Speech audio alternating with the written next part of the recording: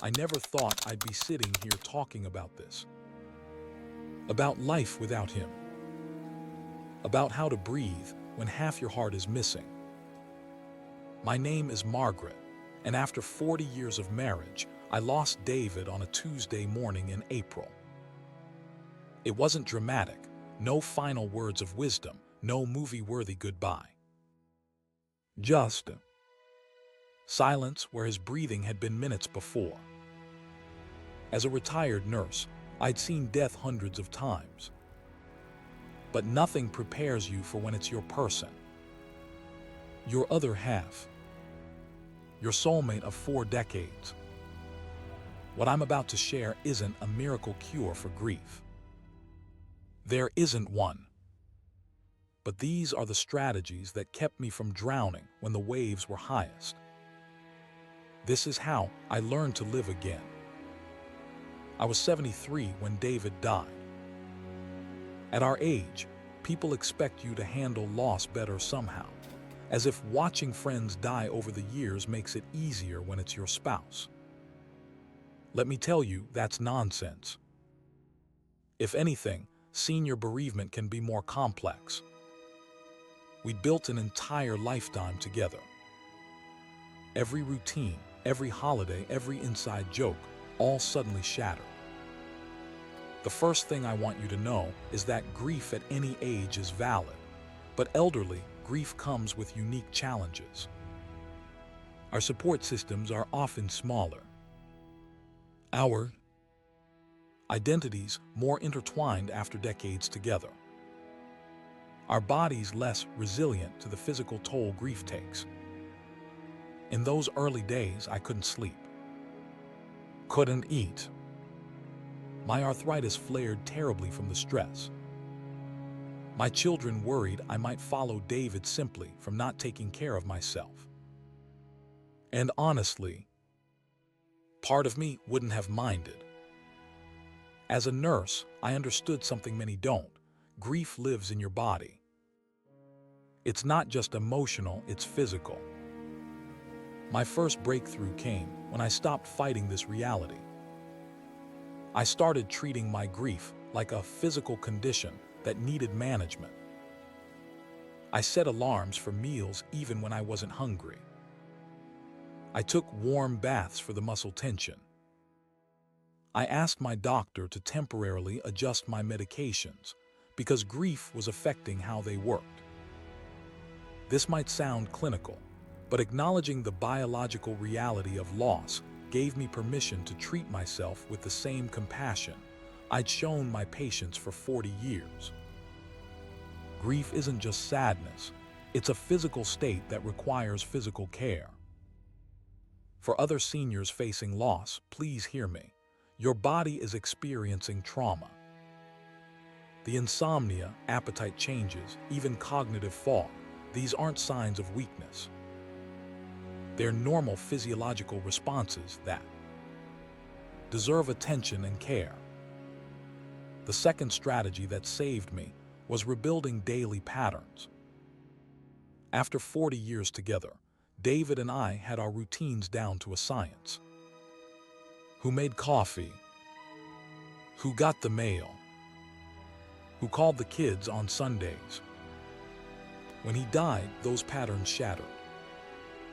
I'd find myself making 2 cups of coffee every morning, then breaking down when I realized the second cup would go cold. 3 months after David died, I made a decision that felt almost sacrilegious at the time. I completely rearranged our home, moved the furniture, changed which side of the bed I slept on, altered when I ate meals. This wasn't about erasing David.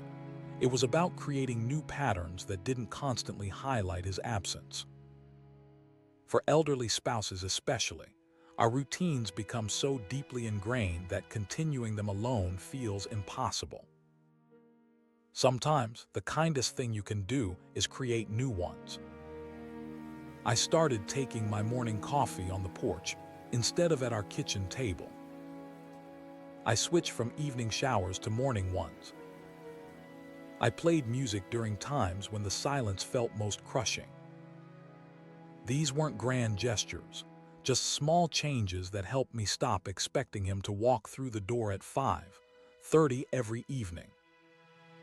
Here's something they don't tell you about losing your soulmate in your senior years. People expect your grief to be dignified, contained, quiet, as if decades together somehow make the parting less painful. My third strategy was giving myself permission to feel everything, messily, loudly, inconveniently. To rage at God one day and feel profound gratitude for our time together the next. To laugh at a memory, then sob minutes later. As a retired nurse, I'd always prided myself on composure, on being the steady one. But healing required me to abandon that identity. Some days, I'd drive to the lake where we used to picnic and scream until my voice gave out. Other days, I'd wear his bathrobe all day and talk to him as if he were still there. This permission extended to joy, too. The first time I felt genuine happiness after David died, watching our great-granddaughter take her first steps, I was immediately swamped with guilt. How dare I feel joy when he wasn't here to share it? But denying joy doesn't honor those we've lost. It just ensures we lose more than we already have. The fourth strategy that helped me survive was understanding that death ends a life, not a relationship. About 6 months after David died, our grief counselor suggested something that initially horrified me. She asked me to write letters to David, then write responses as if they were from him. I thought it sounded crazy, even disrespectful. But one particularly difficult night, I tried it. What emerged surprised me. After 40 years together, I knew exactly what David would say. His humor, his wisdom, his particular way of cutting through my worry with simple truths. Writing his responses helped me realize that 4 decades of love doesn't disappear. It transforms. This practice helped me understand that while our relationship had changed form, it hadn't ended. I wasn't just David's widow. I was still his wife, still carrying our shared wisdom, still influenced by his love. For elderly couples who have spent most of their lives together, this continuation of the relationship is vital. You don't move on from 40 years of marriage. You move forward with it, carrying it differently. Strategy number 5 was finding my people, but not where I expected to find them. After David died, well-meaning friends suggested grief support groups. I went to 3 different ones before realizing something important. Generalized grief groups weren't what I needed. The challenges of losing a spouse in your 70s, after decades together, are different from losing one in your 40s with young children. Different again from losing a parent or a child. I needed to find people who understood elderly bereavement specifically, the practical challenges of suddenly managing everything alone after decades of partnership, the physical limitations that make starting over harder, the financial concerns unique to our age group. I found my community in unexpected places. A water aerobics class specifically for seniors where, as it turned out, 6 of the 12 participants were widows. An online forum for retired healthcare professionals, where I connected with other nurses who'd lost spouses. A volunteer program at the hospital, where both David and I had worked. For seniors experiencing loss, finding age-appropriate support is crucial. Our grief often includes concerns that younger people simply don't face yet. Talking with others who understand these specific challenges was healing in a way general support wasn't. The sixth strategy that kept me going was finding new purpose. This is especially critical for elderly spouses, because after decades together, being someone's partner becomes a primary identity. Who was I if not David's wife? That question haunted me. We'd retired together 5 years before his death, planning to travel and enjoy our grandchildren. Without him, that future vanished, and I felt rudderless. My breakthrough came from my nursing background. I'd spent decades helping people through health crises. Now I was living through a different kind of crisis, one I was uniquely qualified to understand both professionally and personally. 8 months after David died, I started volunteering at a senior center, specifically working with recently widowed elders. I couldn't fix their pain, no one can, but I could sit with them in it. Could help them navigate the practical aspects of loss that overwhelm you when you're drowning in grief. This purpose didn't replace what I'd lost. Nothing could. But it gave me a reason to get dressed, to leave the house, to use my experience in service of others. For seniors facing loss, finding meaningful engagement that honors your life experience can be life-saving. The seventh strategy that helped me survive was developing techniques for managing triggers, those unexpected moments that bring grief crashing back just when you think you're doing better. For elderly couples who have shared decades together, these triggers are everywhere, every holiday, every anniversary, every family tradition. But also the smaller moments, finding his handwriting on an old birthday card, hearing his favorite song at the grocery store, cooking a meal he loved. I developed what I call my trigger toolkit, specific actions I could take when ambushed by grief in public or at home. Simple things like carrying a smooth stone in my pocket I could hold when anxiety hit. Having pre-written text messages to send to my daughter when I needed support but couldn't speak. Keeping David's cologne on a handkerchief in a sealed bag that I could open when I needed to feel close to him. These tools didn't prevent the pain, but they gave me ways to move through it without being completely overwhelmed. For elderly individuals dealing with loss, having concrete strategies for these moments is essential, especially when physical or cognitive limitations might make emotional regulation more challenging. The eighth strategy that helped me rebuild my life involved consciously reshaping family relationships. This is particularly complex for elderly spouses who have been part of a couple for most of family members' lives. After David died, I noticed my children trying to step into his role.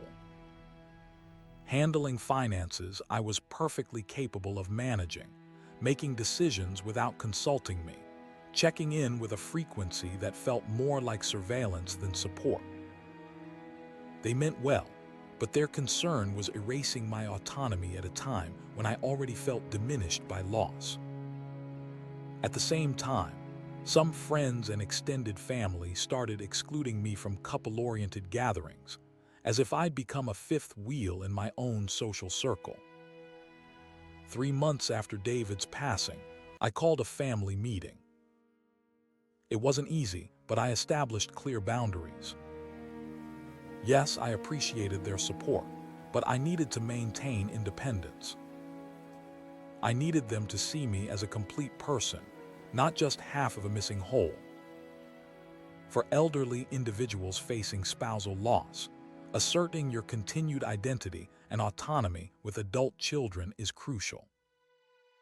Their protective instincts come from love, but can inadvertently contribute to a sense of diminishment when you're already vulnerable. The final strategy that helped me survive losing David was embracing a truth that felt impossible at first. That profound grief and meaningful growth can coexist. There, 14 months after David died, I took a solo trip to the coast we'd always talked about visiting together. Standing on that beach alone, I felt two seemingly contradictory emotions simultaneously: deep sadness that he wasn't there to see it with me, and genuine pride in my courage to go anyway. Both were true. Both were valid. Learning to hold these opposing truths gently was perhaps the most important skill I developed. For elderly individuals facing loss after decades together, this dual reality is especially important to recognize. The depth of your grief reflects the beauty of what you share, and your capacity for continued growth honors the love that shaped you. I still miss David every day, but I've also discovered strengths I never knew I had. I've built new friendships. I've had adventures I never imagined having alone. Growth doesn't betray grief, it transforms it into something you can carry. As I wrap up sharing these strategies that helped me survive losing my soulmate of 40 years, I want to be clear about something. I'm not over it. I'll never be over it. David was my person for 4 decades. But I am living a life with meaning, with joy, with purpose, alongside my grief, not despite it. If you're an elderly person facing the loss of a long-term spouse, please know this: your grief deserves attention and care. Your decades together don't make this easier.